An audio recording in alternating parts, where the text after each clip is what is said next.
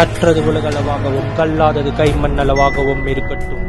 Hello everyone, எல்லாரும் எப்படி இருக்கீங்க? நல்லா இருக்கீங்களா? இனி நம்ம பேசுகிற டாபிக் என்ன அப்படின்னு பார்த்தீங்கன்னா, கொல்கத்தாவில் நடந்த அந்த பர்டிகுலர் டாக்டருடைய ஒரு மரணம், அவங்களுடைய ஒரு இழப்பு.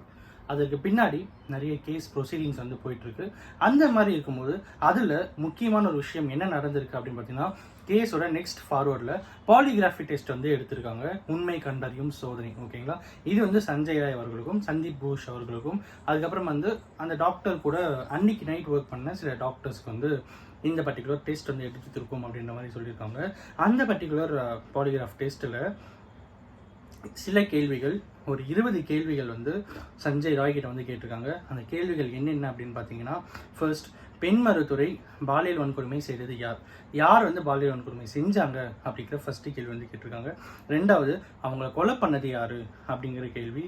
மூணாவது, உன்னுடைய இயர்ஃபோன் எப்போது உடைஞ்சிச்சு அப்படின்னு கேட்டிருக்காங்க.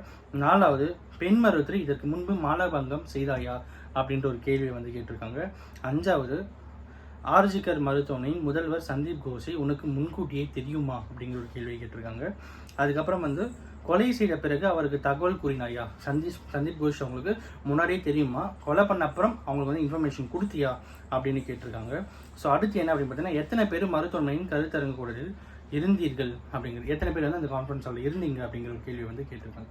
இத்தனை கேள்விகளில் சஞ்சய் ராய் ஒரு ஷாக்கிங்கான ஒரு விஷயம் வந்து சொல்லியிருக்கான். அது என்னன்னா, கொலை நடந்தது உண்மைதான், கொலை நடந்தது, பட் நாங்கள் போகும்போதே அவங்க இறந்து தான் இருந்தாங்க அப்படிங்கிற ஒரு பர்டிகுலர் விஷயத்த அவன் வந்து சொல்லியிருந்தான். ஆல்ரெடி கோர்ட்டில் சப்மிட் அவனை கூட்டிகிட்டு போயிட்டு அப்பியர் பண்ணும்போது அங்கே என்னாச்சு அப்படின்னு பார்த்தீங்கன்னா, அங்கேயும் வந்து இந்த இந்த சம்பவத்துக்கும் எனக்கும் எந்த தொடர்பும் இல்லை, இதில் ஃப்ரேம் பண்ணுறாங்க அப்படிங்கிற மாதிரி சில விஷயங்கள் சொல்லியிருந்தான். இன்றைக்கி என்ன சொல்லியிருந்தான் அப்படின்னு பார்த்தீங்கன்னா, அங்கே கொலை நடந்தது உண்மைதான், பட் நான் பண்ணல, எனக்கு முன்னாடி அங்கே அவங்க நான் உள்ளே போகும்போது அவங்க இறந்து தான் இருந்தாங்க அப்படிங்கிற ஒரு பர்டிகுலர் இன்ஃபர்மேஷன் வந்து ஷேர் பண்ணியிருந்தான். ஸோ அதுக்கு பின்னாடி ஏகப்பட்ட விஷயங்கள் இப்போ வந்து நடந்திருக்கு. சந்தீப் கோஷுக்கு எதிராக நிறைய பேர் அங்கே ஒர்க் பண்ண, இதுக்கு முன்னாடி ஒர்க் பண்ணவங்க ட்ரான்ஸ்ஃபர் ஆகி போனவங்க நிறைய பேர் வந்து நிறைய குற்றச்சாட்டுகளை வந்து சொல்கிறாங்க. அந்த பர்டிகுலர் ஹாஸ்பிட்டலுக்கு பக்கத்தில் இருக்கிற கவர்மெண்ட் லேண்டை வந்து இவரே வந்து அன்அஃபிஷியலாக லீஸ்க்கு விடுறது, அதுலேருந்து சம்பாதிக்கிறது, அப்புறம் வந்து டெட் பாடி போய் பார்க்கணும் அப்படின்னாலே வந்து காசு கேட்கறது, போஸ்ட்மார்ட்டம்க்கு காசு கேட்கறதுன்னு சொல்லிட்டு ஏகப்பட்ட விஷயங்கள் சந்தீப் கோஷுக்கு எதிராக நிறைய பேர் வந்து பேசிகிட்டு இருக்காங்க.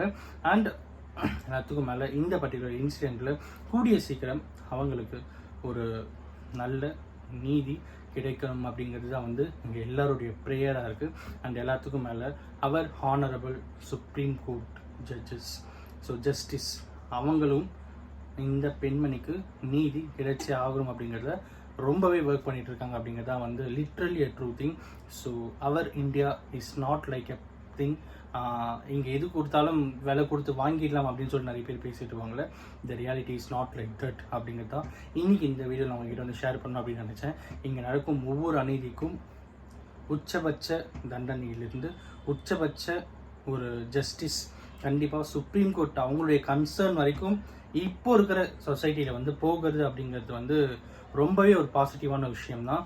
இன்றைக்கி நான் இதை தான் உங்கள்கிட்ட வந்து ஷேர் பண்ணணும் அப்படின்னு நினச்சேன். அண்ட் அஃப்கோர்ஸ் இந்த வீடியோ நான் ஒருத்தருக்கு நாலேஜ் சேர்ந்துன்னு சொல்லிட்டு நான் நம்புகிறேன். தேங்க்ஸ்.